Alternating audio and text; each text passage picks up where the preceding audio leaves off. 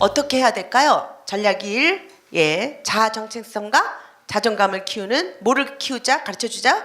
기쁨의 성품을 가르치자. 왜냐하면 이 아이들이 생각 하나를 바꾸려면 사실은 그 60일 걸려야 돼요. 60일 동안 습관이 돼야 아이들이 그 행동을 바꿔요. 그럼 아이들에게 자존감이 있고 내가 얼마나 소중한지 알게 하려면 기쁨이라는 성품을 8주간을 저희가 가르치고 있어요. 여러분은 복이에요. 사실은 유아기 때 이걸 다 가르치고 있으니까. 근데 이게 왜 자아 정체성과 이 자존감을 키우냐면 좋은나무 성포학교 KB스쿨 정의 같이 읽어봐요. 시작. 기쁨이란 내가 얼마나 소중한지 알고 즐거워하는 것. 이게 자존감이에요. 8살, 9살, 10살 아이들에게 물어봤을 때 행복지수 꼴찌였는데 그 아이들이 너무 일찍부터 비교감, 열등감, 경쟁의식, 그게 가정과 사회에서부터 너무 일찍 아이들에게 놓아진다는 거예요. 그게 대한민국의 굴레예요. 그러니까 그 아이들이 자존감이 없어요. 여러분, 비교당하는 애는 자존감이 없어요. 두 번째 정의가 여러분 잘 외우는 기쁨이란 어려운 상황이나 형편 속에서도 불평하지 않고 즐거운 마음을 유지하는 태도. 이거 가르치는 거예요. 우리가 5세, 6세, 7세. 자기 정체성이에요. 상황이 어렵고 고통스러워도 즐거운 마음을 어떻게 유지해요? 내가 누구인지 아니까. 상황에 좌우되지 않는 자기 정체성이에요. 그러니까 이 정의 두 개가 자기 정체성과 자존감을 넣어주는 정의예요. 두 번째는 아이의 강점을 찾아야 돼요. 애들마다 강점이 있어요. 잘하는 게 있다니까. 근데 강점을 어떻게 찾아요? 이 책 성품대화법 거기에 보면 강점 찾는 법이 있어요. 무의식적으로 애가 선택하는 거예요. 그게 강점일 수 있어요. 두 번째는 하고 싶어하는 열정 있는 거를 무조건 애가 하고 싶으면 안 돼! 이러지 말고 뭘 좋아하는지를 살펴보세요. 아이가 하고 싶어하는 열정, 이게 그 아이의 강점일 수 있어요. 그리고 하고 나서 그 아이가 진짜 만족감을 갖는지를 보셔야 돼요. 잘 크게 해요. 같이 읽어요. 시작. 무의식적인 반응, 하고 싶어하는 열정, 그리고 만족감. 이 세 가지가 아이의 뭐가 될 수 있다? 강점이 될 수 있어요. 그래서 숨은 강점을 찾아야 돼요. 그리고 셋째는 뭐 해야 돼요? 자신을 어떻게 여겨요? 보배롭고 존귀하게 여기게 해야 돼요. 여러분, 어떻게 부모가 4차 산업혁명 시대에 이 아이의 미래의 생활을 쫓아다니면서 우리가 어떻게 매니지먼트 해줘요? 못 해줘요. 아이가 스스로 내가 자기 인식을 가질 수 있도록 도와줘야 돼요. 여러분, 성경을 읽히세요. 제가 요즘 하고 있는 게 성품 큐티라 그래야죠. 성경을 쉽게 풀어서 온 가족이 읽을 수 있는 프로그램을 지금 계속 퍼뜨리고 있어요. 이사야 43장 4절 말씀인데요. 네가 내 눈에 보배롭고 존귀하며 내가 너를 사랑하였은즉 내가 내 대신 사람들을 내어주며 백성들이 내 생명을 대신하리니. 성경에 보면 보배롭고 존귀하다. 내 눈에는 네가 너무 보배롭고 존귀해. 그래서 너 대신 다른 사람을 생명을 대신할 정도로, 예수님이 우리 생명을 대신해서 돌아가셨거든요. 그래서 우리가 다시 살아나신 날이 부활절이죠. 두 번째는 이제 융합과 유연성을 키우려면요, 뭘 넣어줘야 되냐면 지혜의 성품을 가르쳐야 돼요. 뭘 가르쳐야 돼요? 지혜. 이 지혜가 너무 중요해요. 왜 그러냐면 지혜가 뭐냐면 같이 읽어요. 시작. 내가 알고 있는 지식을 나와 다른 사람들에게 유익이 되도록 사용할 수 있는 능력. 좋은나무 성포학교의 정의예요. 이게 뭐냐면 4차 산업의 융합이에요. 그러니까 내가 알고 있는 지식을 융합해서 새로운 가치를 만들어내는 능력이란 말이에요. 이게 지혜로운 사람이에요. 그러니까 4차는 좋은 성품을 알고 있는 사람이 이깁니다. 지혜로운 사람이 융합할 줄 아는 거지 막 아무거나 이것저것 혼합한다고 융합이 되는 게 아니라는 거죠. 그죠? 그리고 융합할습이 필요해요. 그래서 유아를 위한 융합할습 어떻게 할까?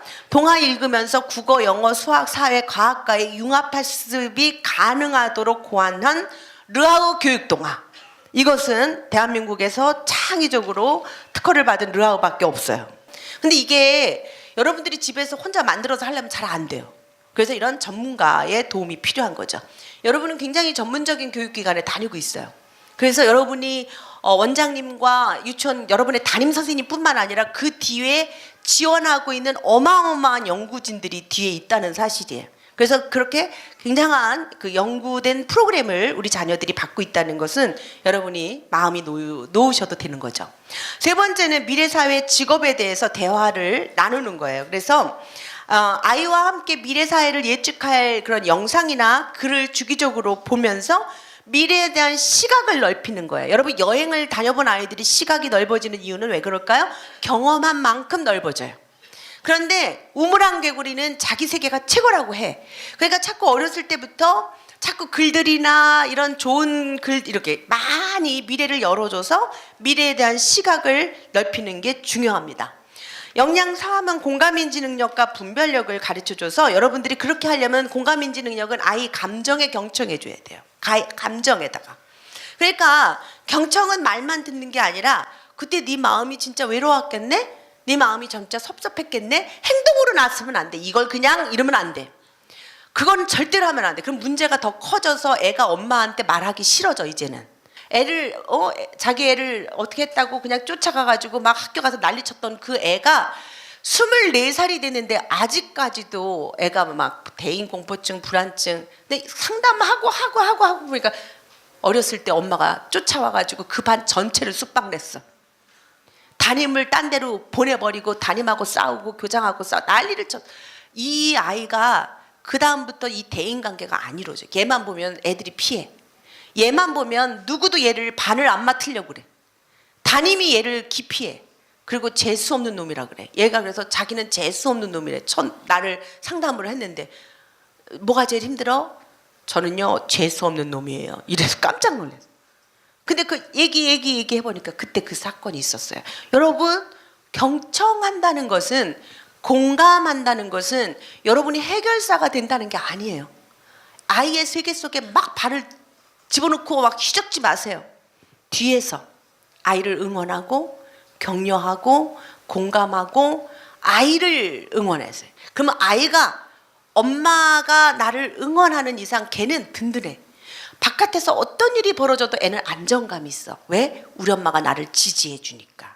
이게 경청하는 엄마지 쫓아다니는 사람이 아니라는 거 여러분 꼭 명심해 주시기 바랍니다.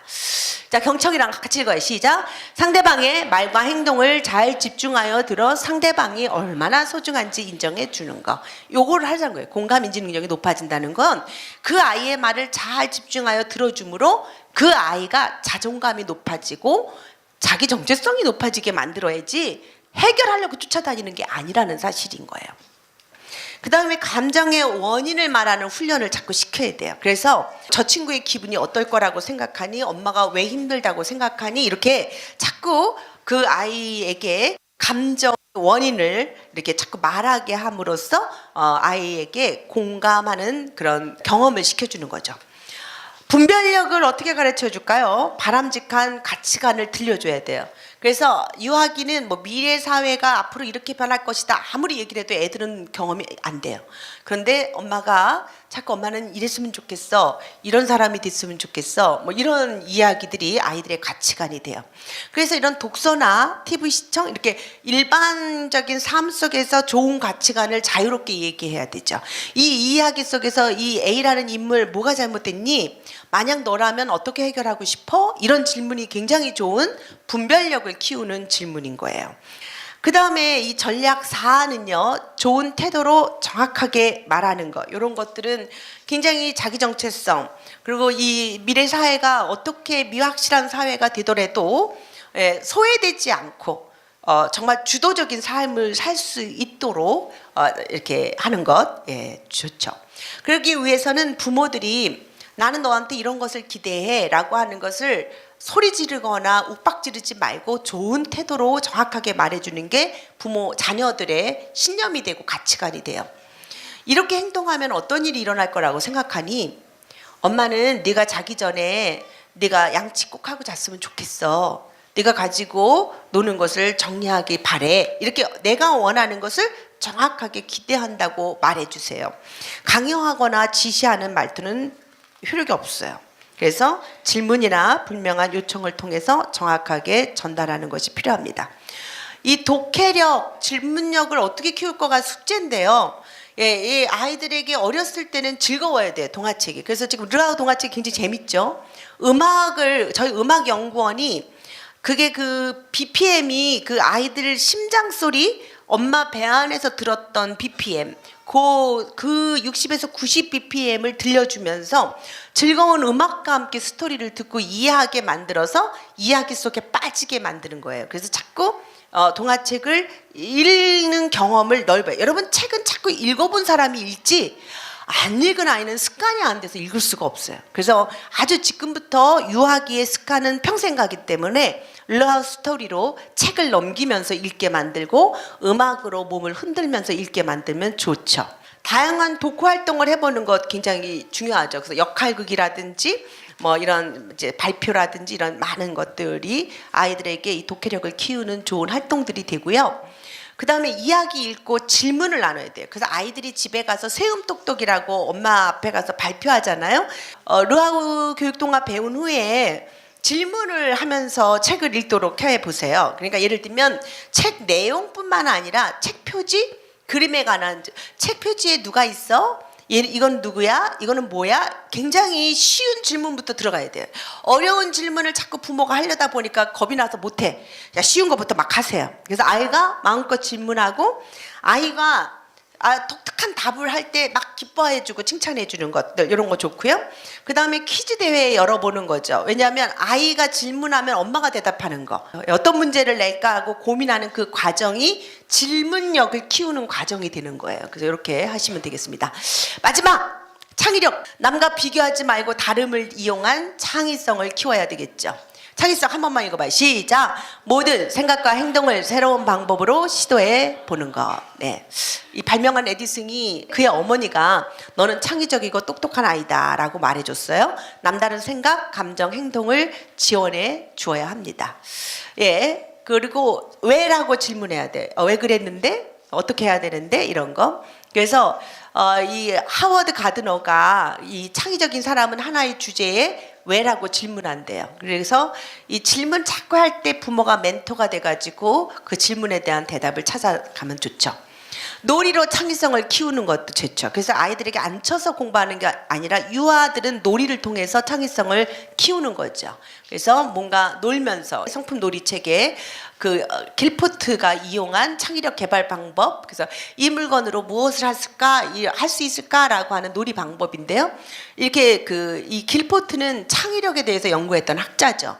그래서 이런 방법들을 가지고 자꾸 질문을 통해서 놀이를 개발하는 이런 연습들을 해보시면 좋을 것 같습니다.